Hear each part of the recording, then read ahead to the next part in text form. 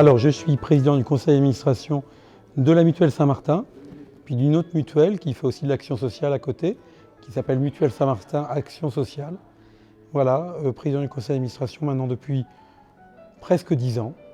Donc, cette mutuelle que j'accompagne. Et donc aujourd'hui, j'ai pu présider l'Assemblée générale de la mutuelle.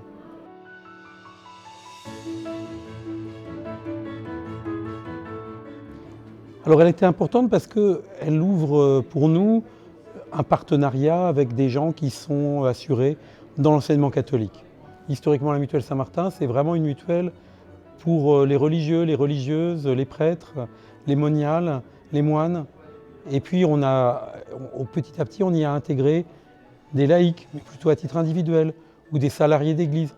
Là, on fait rentrer avec la mutuelle Servir un autre type de population.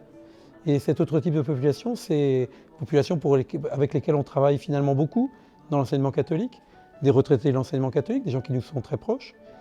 Et puis, par ailleurs, on voit bien que c'est une diversification nécessaire auprès des organismes qui sont proches de l'Église, auxquels on veut ouvrir notre porte.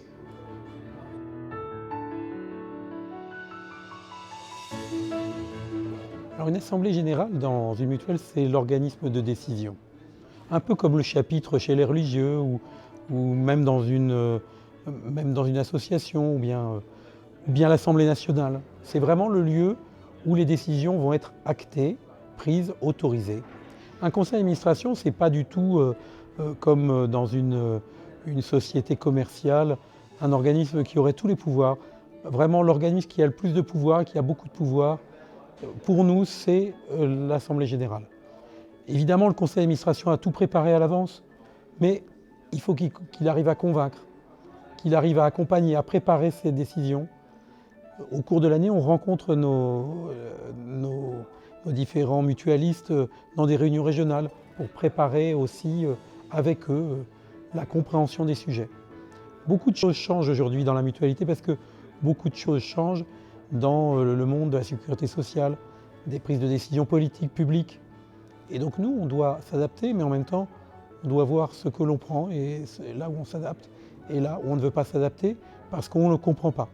Par exemple, il y a une grande question en ce moment avec ce qui était jusqu'à présent l'aide à la complémentaire santé que notre gouvernement est en train de changer.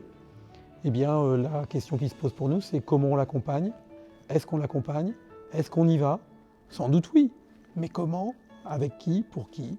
Et donc ces questions-là, elles naissent à l'intérieur du conseil d'administration, mais elles doivent aussi faire l'objet d'un débat avec l'ensemble de nos mutualistes. L'Assemblée générale, c'est le lieu pour ça.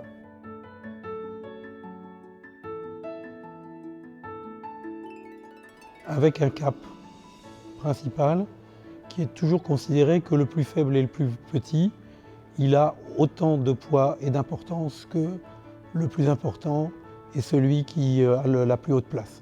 Donc on essaie de ne pas faire exception des personnes. Pas faire exception des personnes, c'est pas faire exception en matière financière, en matière d'âge, en matière de sexe, en matière de capacité contributive. Et donc essayer de faire en sorte que chacun ait au mieux de ce dont il a besoin, en fonction évidemment de ses moyens, mais aussi en fonction de la solidarité avec les autres.